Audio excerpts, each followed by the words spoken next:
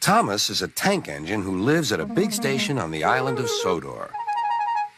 He's a cheeky little engine with 6 small wheels, a short stumpy funnel, a short stumpy boiler, and a short stumpy dome.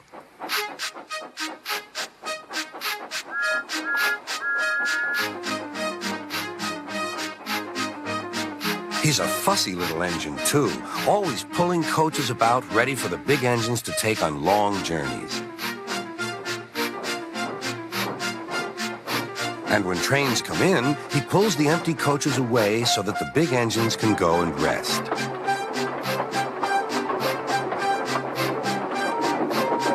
Thomas thinks no engine works as hard as he does. He loves playing tricks on them, including Gordon, the biggest and proudest engine of all. Thomas likes to tease Gordon with his whistle. "Wake up, lazy bones. Why don't you work hard like me?"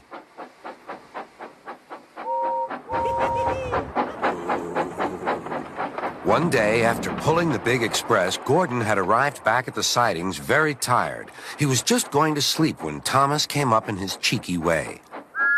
"Wake up, lazy bones. Do some hard work for a change. You can't catch me." And off he ran, laughing. Instead of going to sleep again, Gordon thought how he could get back at Thomas. One morning, Thomas wouldn't wake up. His driver and fireman couldn't make him start. His fire went out and there was not enough steam. It was nearly time for the express. People were waiting, but the coaches weren't ready. At last, Thomas started. Oh dear, he yawned. He fussed into the station where Gordon was waiting. "Hurry up, you," said Gordon. "Hurry up yourself," replied Thomas. Gordon, the proud engine, began making his plan to teach Thomas a lesson for teasing him. Almost before the coaches had stopped moving, Gordon was coupled to the train. "Get in quickly, please," he whistled. Thomas usually pushed behind the big trains to help them start, but he was always uncoupled first. This time, Gordon started so quickly they forgot to uncouple Thomas. Gordon's chance had come.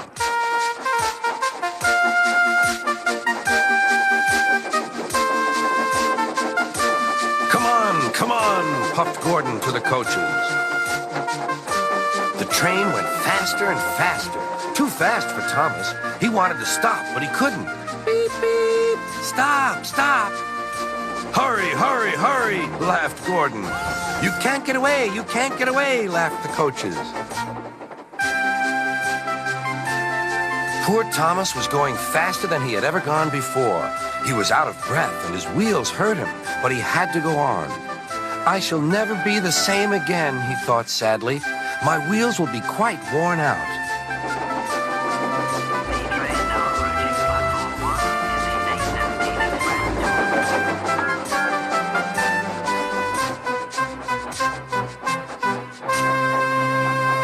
At last, they stopped at a station. Oh, yes! Thomas was uncoupled and he felt very silly and exhausted. Next, he went onto a turntable thinking of everyone laughing at him.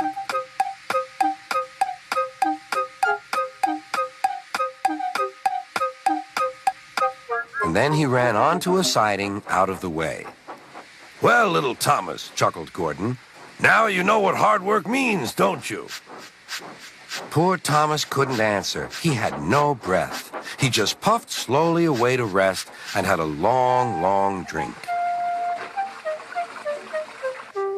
"Maybe I don't have to tease Gordon to feel important," Thomas thought to himself, and he puffed slowly home.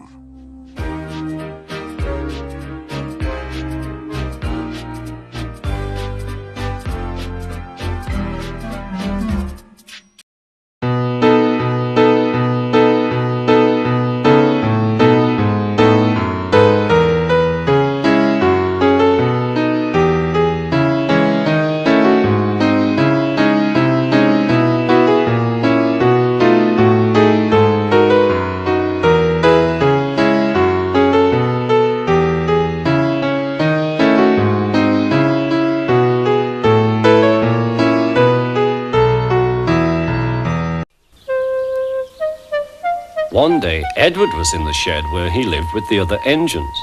They were all bigger than Edward and boasted about it.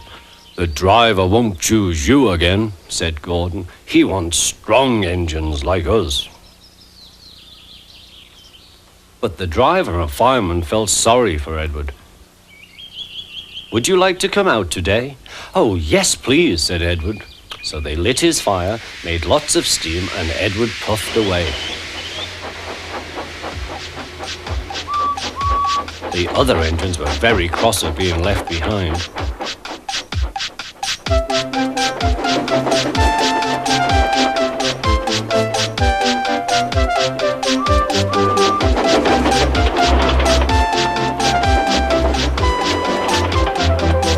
Edward worked hard all day.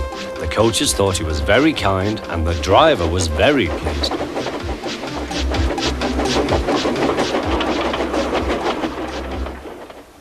"I'm going out again tomorrow," Edward told the other engines that night. "What do you think of that?" But he didn't hear what they thought, for he was so tired and happy that he fell asleep at once. Next morning, Edward woke up to find nothing had changed. Gordon was still boasting. "You watch me, little Edward, as I rush through with the express. That will be a splendid sight for you. Goodbye, little Edward. Look out for me this afternoon."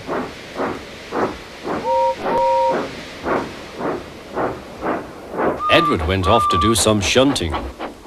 He liked shunting. It was fun playing with freight cars. He would come up quietly and give them a push. Then he would stop and the silly freight cars would go bump into each other. "Oh," they cried, "whatever is happening?"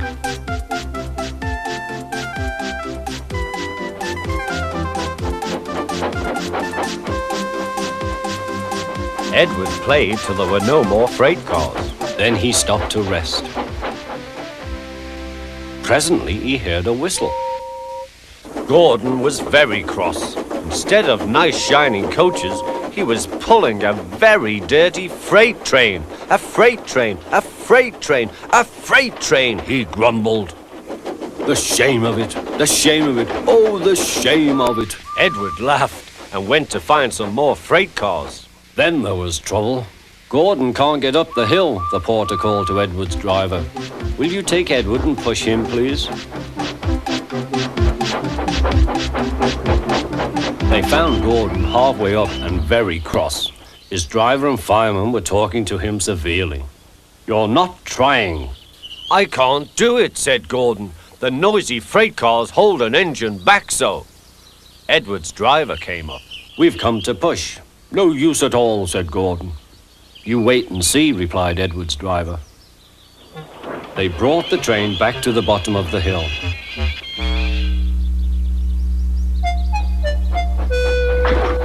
"I'm ready," said Edward. "No good," grumbled Gordon. They pulled and pushed as hard as they could.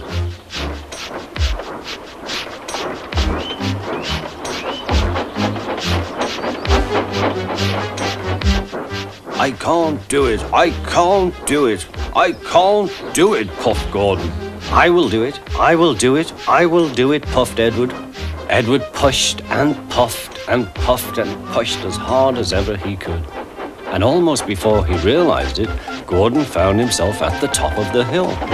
"I've done it, I've done it, I've done it," he said proudly.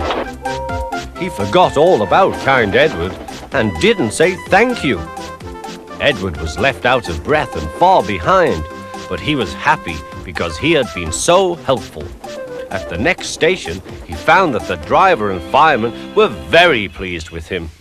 The fireman gave him a nice long drink, and the driver said, "I'll get out my paint tomorrow and give you a beautiful coat of blue with red stripes. Then you will be the smartest engine in the shed."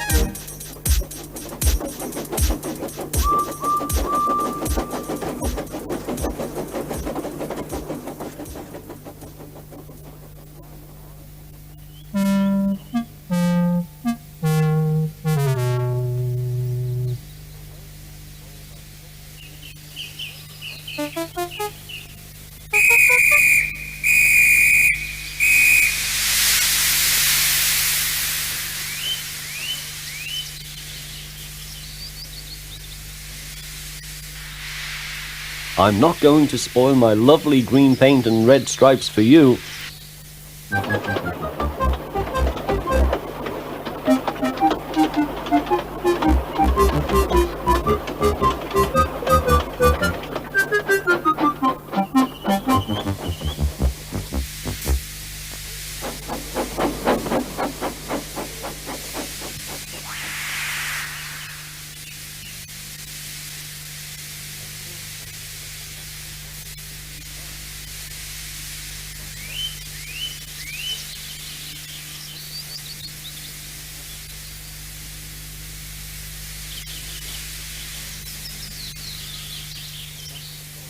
One, two, three, push!